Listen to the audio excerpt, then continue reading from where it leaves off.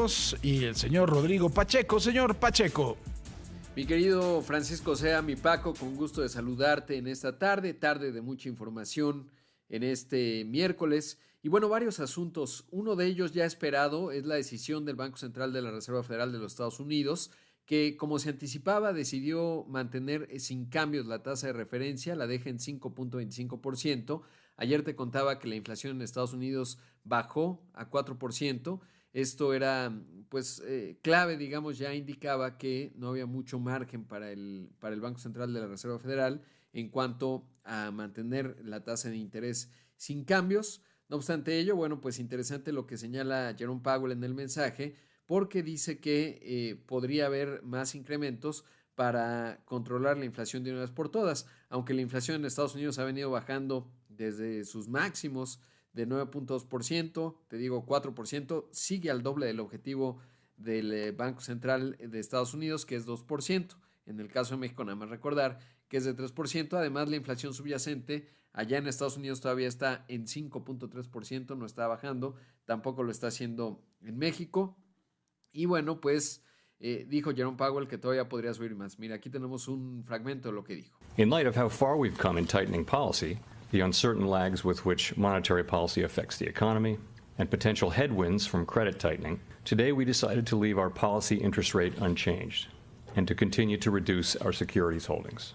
Looking ahead, nearly all committee participants view it as likely that some further rate increases will be appropriate this year to bring inflation down to 2% over time. Pero el otro efecto de esta decisión que toma el Banco Central de la Reserva Federal sin duda tiene que ver con el tipo de cambio, porque esto pues ha debilitado ciertamente al dólar y ha llevado a la fortaleza del peso, que está en niveles realmente extraordinarios. Muy interesante, mi Paco.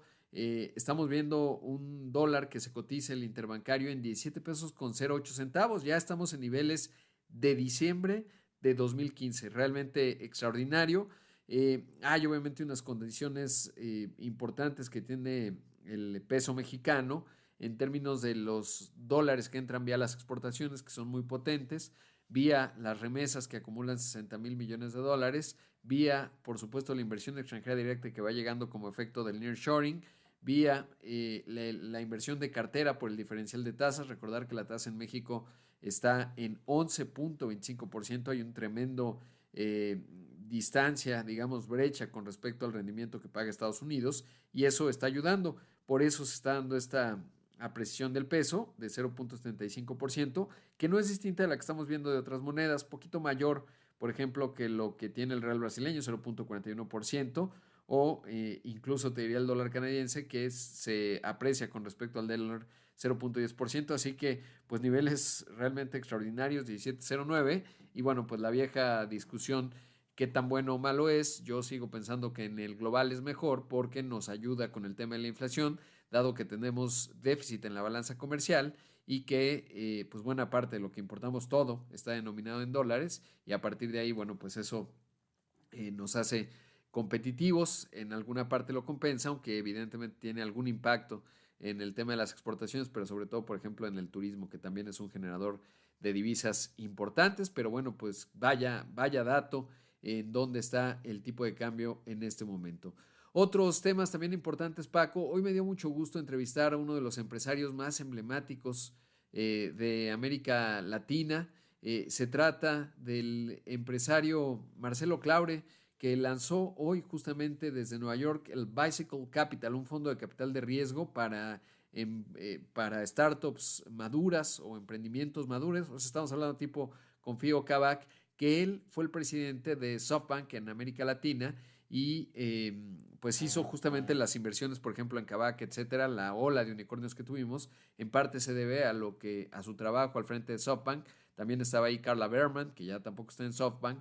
Pero bueno, interesante. Él también, por ejemplo, invirtió $100 millones en Shein, en esta compañía china. Le hemos platicado del fast fashion, que está creciendo como la espuma. Ya pues espera que va a ser una oferta pública inicial con una evaluación de $60 mil millones.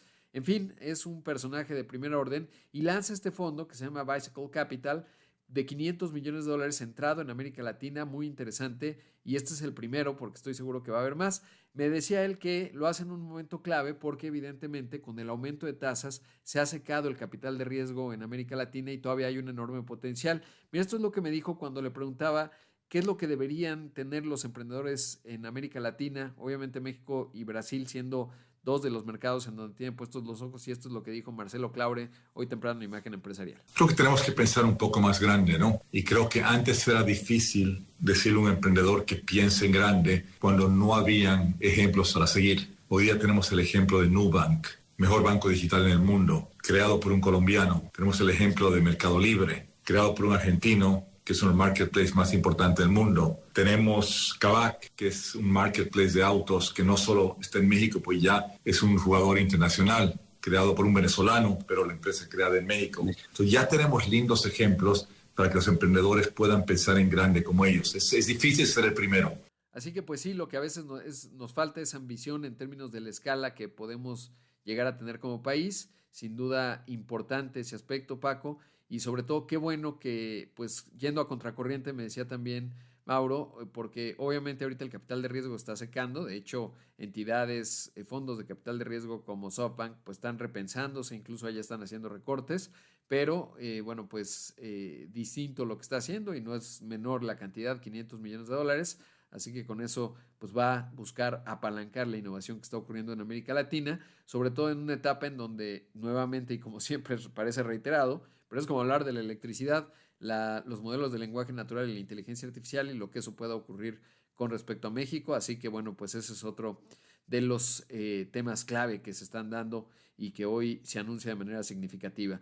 Hablando de otros temas, Paco, bueno, pues vaya anuncio el que hizo justamente Alsea, porque va a vender los 15 restaurantes que quedan del Portón. ¿Te acordarás? Pues acá en la Ciudad de México, digo, son de otra época, la verdad yo ya tiene tiempo que no iba, muchísimo, te diría décadas que no iba al Portón. Había uno muy cerca ahí de Ciudad de Imagen.